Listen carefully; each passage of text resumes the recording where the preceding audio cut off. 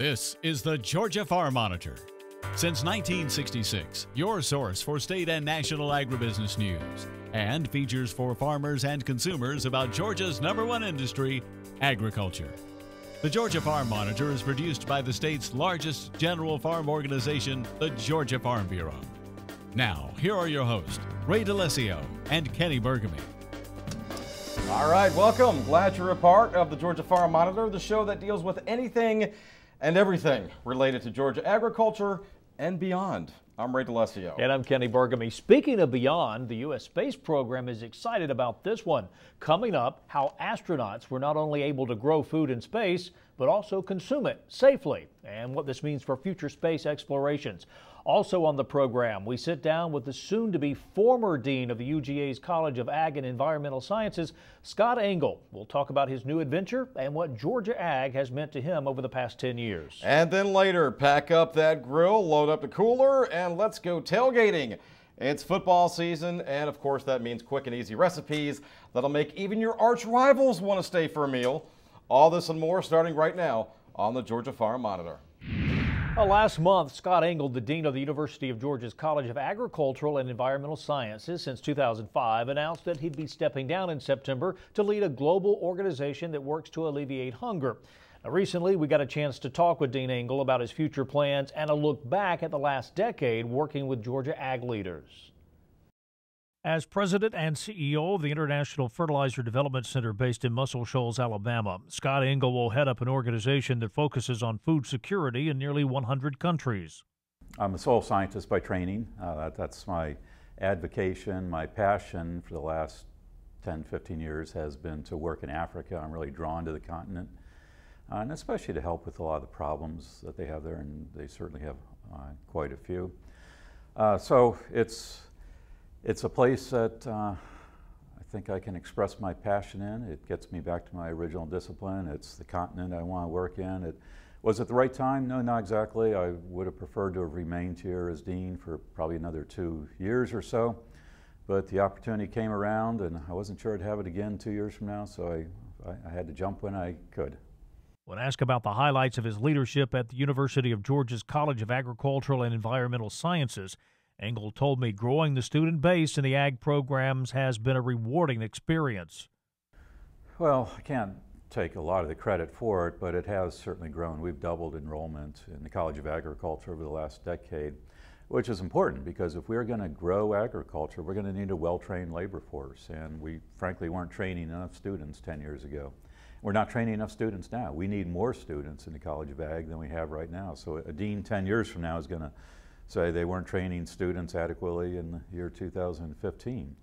But we're on the right track. The problem is that there are a lot of good ag kids in this state who want to study agriculture, but that's a relatively small portion of the student body in this state. We really need to be tapping into the metro areas of the state, convince them, teach them that agriculture is It's a rich, deep profession. There are good paying jobs, and there are lots of jobs, which many professions can't say that these days.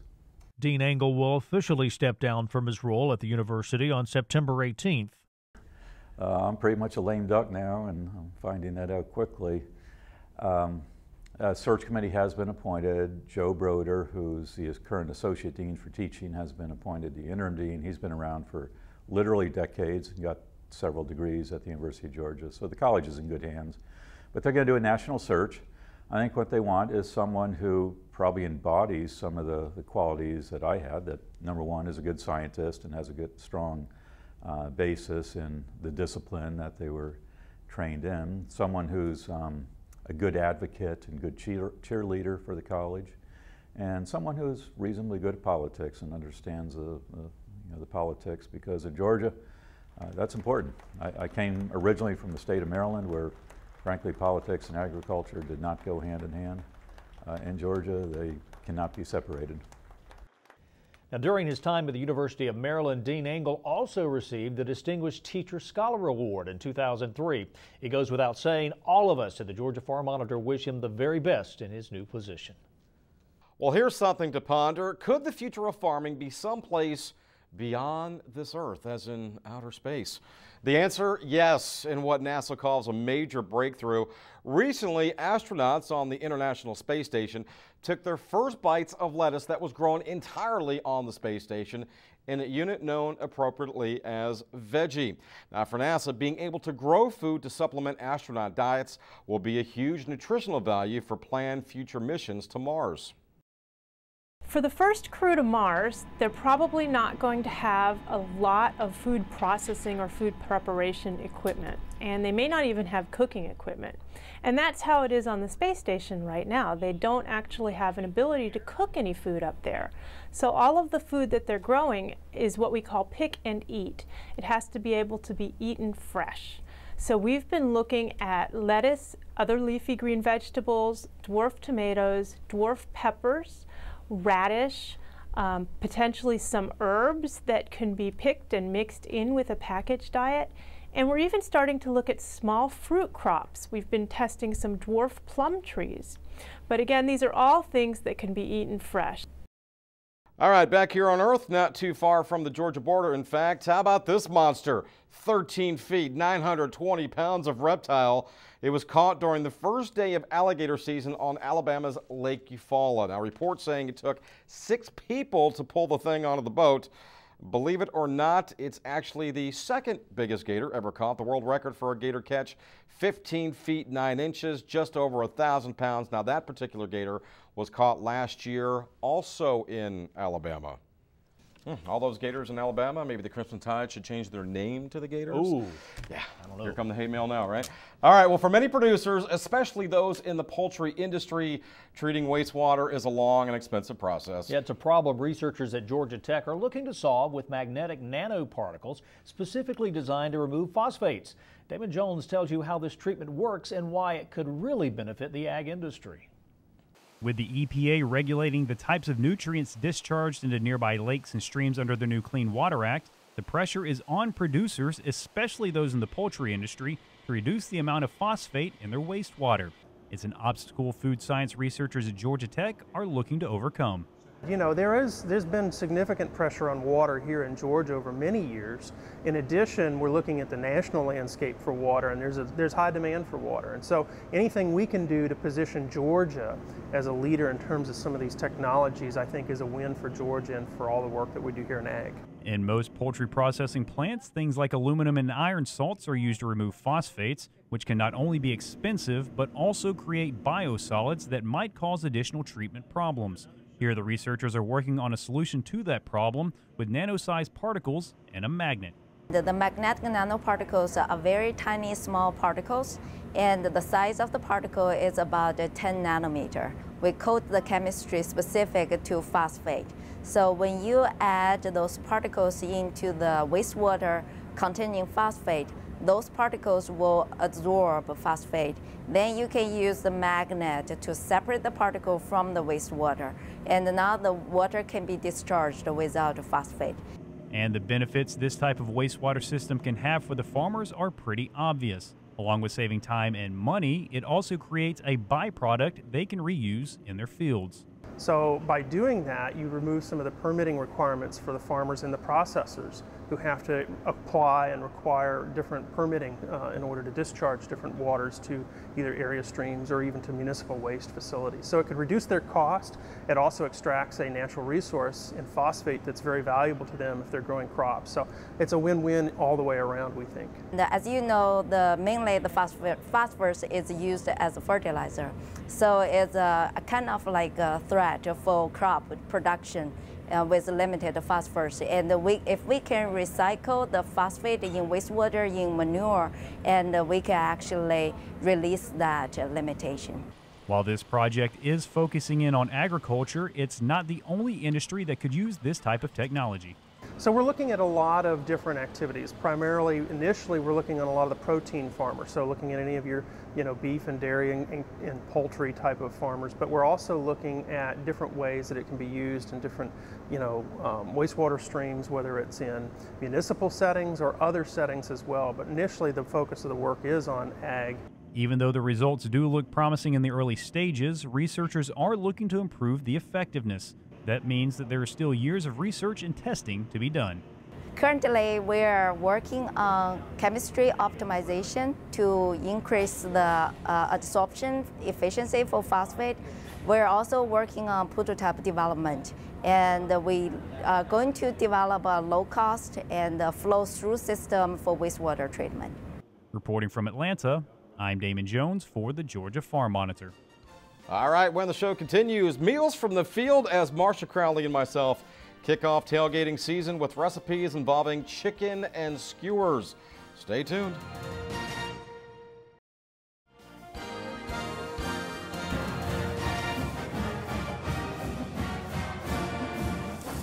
Ah, yes, it's that time of year again. The smell of fresh cut grass, falling leaves. Soon it'll happen. It's not fall just yet, but yes, indeed, it is football season. And of course, football season means lots of tailgating. Hi, everybody. Welcome back to the Georgia Farm Monitor and to another edition of Meals from the Field. Joining me, as always, my good friend, dear friend, Marsha Crowley. Marsha hates this time of year because, let's face it, it's not easy being an Auburn fan in the state of Georgia. No, it's not. not. It really isn't. And so, because we're of tough. that, we can handle it. But you guys are tough. Because of that, I didn't want to overwhelm you with Georgia stuff, so I do have my Georgia hat on. And I also have my Indianapolis Colts stuff because I'm a huge Colts fan, of course. So I'm in the spirit. What do we got going on today? Well, you just put on the best chicken skewers you're ever going to have. I promise. They do absolutely look delicious. You get 2.5 pounds of boneless, skinless chicken breast, and you cut them into 1-inch pieces, 1-inch squares. Okay. So you're going to marinate it in 1/3 cup of ranch salad dressing.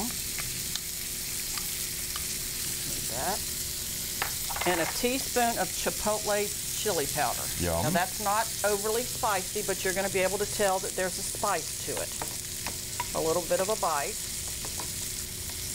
That's all that marinade is. Then I like to marinate in storage bags. Takes up less space in the fridge. All you do is you marinate the chicken in this for at least an hour up to 3 hours. So you could really do this part before you head out to the game or the sporting event or whatever. Let that marinate. There we go. Let's move that.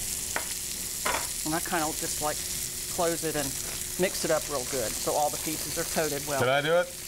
Sure. It looks like your cup of tea there. I know. I like shaking things up. You like shaking and... No pun intended, actually. I was going to say something else, but it is a family show, so I won't. All right. There we go. All right. Well, Ray's doing that, and I'm going to attempt to do this. Hopefully, I won't stab myself.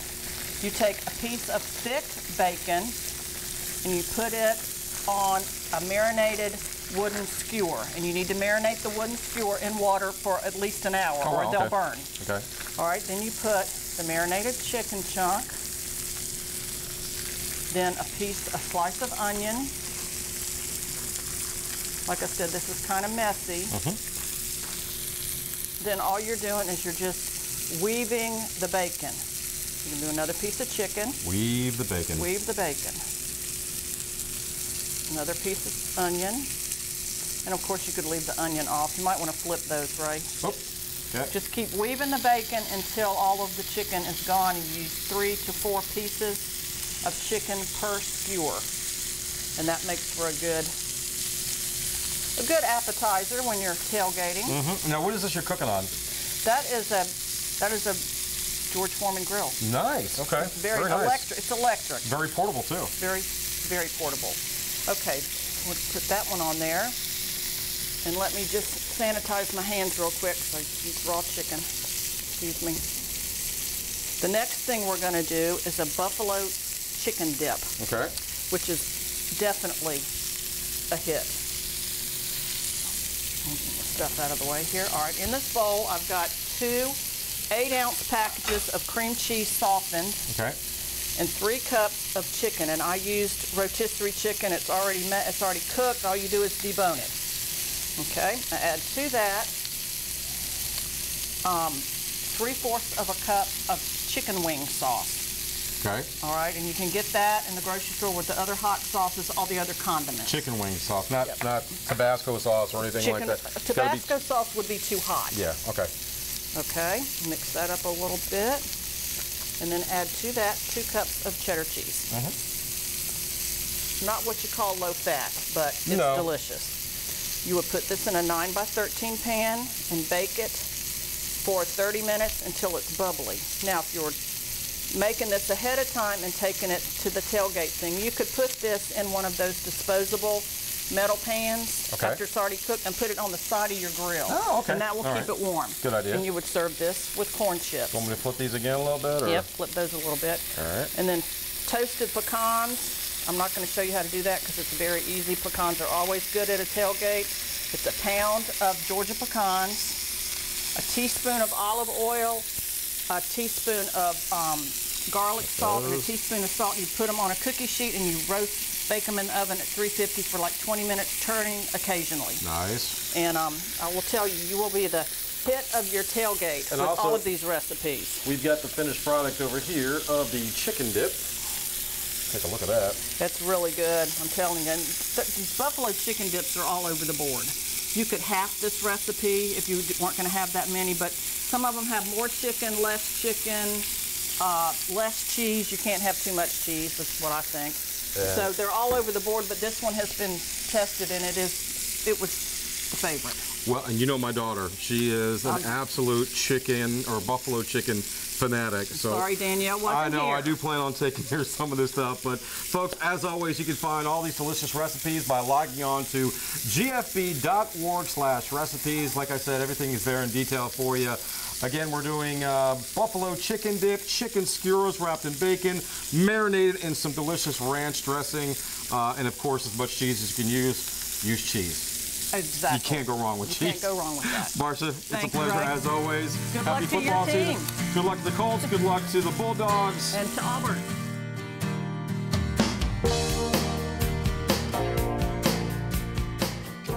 Ray and Marcia, thanks so much as always. Now, as expected, thousands turned out for the 26th annual Peanut Festival held in Brooklet, Georgia recently. And can you guess what they ate? Yes, peanuts. And when I say peanuts, they ate them boiled, roasted, and even fried. This wonderful family event pays tribute to local agriculture. It markets the small communities in Bullitt County and supports local charities with funding. The day started with a foot race, included a parade, a slow tractor race, kids attractions, and musical entertainment of all kinds. Our TV partners from Savannah, WTOC, broadcast that parade each year.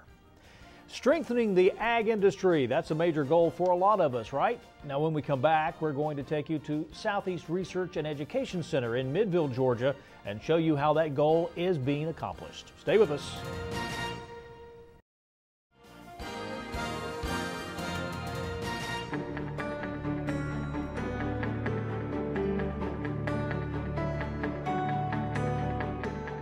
My name's Rick Minner.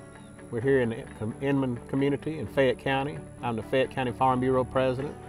I've farmed here just about all my life, right here on this farm. This is my grandparents' farm. We're on here, a 50-acre farm here. I'm sitting on the tractor that belonged to my great uncle Donald Harp. It belongs to his son, my cousin Mickey Harp, and his family. And when I was 7 or 8 years old, they used to let me sit and drive this tractor. And years later, I drove it a lot more. I've grown vegetables most of my life and Christmas trees. And Mickey and I used to do the trees together. And I learned what I know about vegetables from my Uncle Donald, who's deceased now, but a big part of our community here. I think you always got to give a little bit back to your community and to your profession that you're in. And I think Farm Bureau is a great tool for doing that, particularly in our county where there's not that many of us, so we kind of need to all work together. And we've managed to do that, and we've actually gotten a good bit of respect from our local leaders, the county elected and appointed officials work really close with us. And also being a part of the state and national organization is good for us too, because there's people just like us somewhere else that we can work with. And for me personally, the new Agritourism and Direct Marketing Commodity Committee works really good for us here in our community. And I work really hard, I feel like, to help get that going, and I'm honored to be a part of it. And that we do a CSA, the Community Supported Agriculture, here at our farm. So being able to work with other people doing similar things throughout the state, we learn from each other and help each other. This time of the year, we start really gearing up to get ready for Inman Farm Heritage Day. This is our 19th year doing it. We do it here on our farm. It takes an army of volunteers to do it. A lot of them Farm Bureau members, not just from Fayette County, but from other counties across our district. Have a lot of help there. Like I say, it's a 3-day event. no admission. We do ask you to buy one of our souvenir t-shirts or our programs, but they both promote agriculture too. We got a nice program that honors farmers from our community, past and present. And people come from all over. We have probably 150 exhibitors come bring tractors and engines of some type of antique equipment. We also have some permanent displays like a syrup mill, sawmill, thrashing machine, pea thrashing, blacksmith, pottery, even a moonshine still. We don't make moonshine, but probably the most profitable thing we would do if we were to put that into operation. But have, like I say, volunteers from all over help us before and after the show. Have a great crowd comes here. There are many other festivals going on, even the same weekend. We are the third weekend in September, but we still get our crowd of people that want to come find out about life on the farm, and we're proud to show it to them.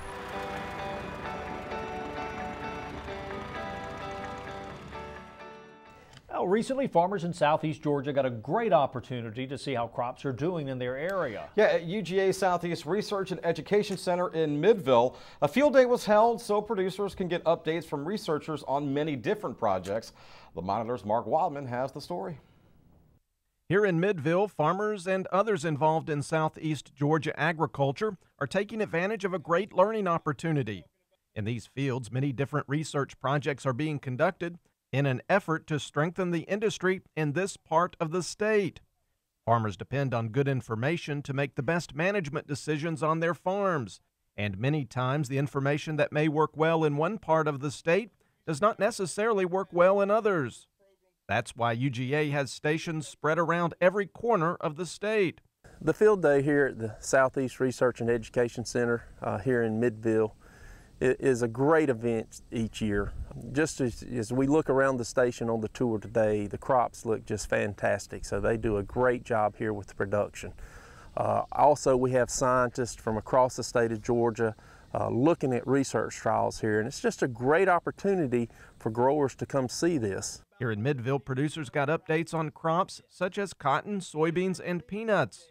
The information shared not only gave updates on varieties, but also on the insect pressure in the area. Stink bugs are going to be the primary insect that farmers are scouting for, primary insect farmers are treating. I think most of our growers in the state of Georgia are very comfortable with controlling stink bugs. We did just remind them the importance of selecting the appropriate insecticide depending on which stink bug species you have, knowing when you can terminate those controls. But one of the things that we're really trying to emphasize to growers is we know we're going to spray stink bugs and need to spray stink bugs, but when we're selecting insecticides for stink bugs, let's make sure we give consideration to other pests which may be in the field when those applications are made.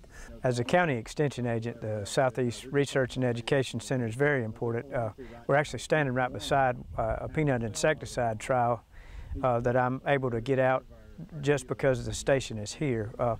We don't have the same insect pressure as they do, say, down in Tifton. Staff here at Midville work very hard to make sure the crops are well cared for, and Superintendent of the facility, Anthony Black, feels this facility is vital to the overall health of Southeast Georgia agriculture. We serve Burke, Jenkins, Scriven, Emanuel, Bullock. You get down towards Vidalia, down Tattnall County, down that direction, Montgomery County. We're kind of in this niche over here in East Georgia, Jefferson County, Washington County. A lot of agriculture in this little pocket over here. We do all the field work, any pest management, fertility work that the scientists require, that they're not going to do. We actively farm whatever land I do not have in research, and we actively farm for budget. We pretty much have to pay our own way here. All our expenses are generated through crop sales.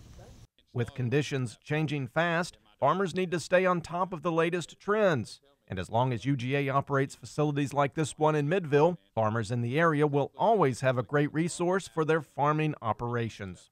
In Burke County, I'm Mark Wildman for the Georgia Farm Monitor. All right, Mark, nice job, sir. That is going to do it for this week's edition of the Georgia Farm Monitor. Well, here's a reminder for all the latest ag info regarding food, great recipes, and what's happening down on the farm. Check out our Twitter, Facebook, and Pinterest pages. You'll stay informed to see what's up in the world of farming and the Farm Monitor Show. Take care. We'll see you next week right here on the Georgia Farm Monitor. Have a great week, everybody.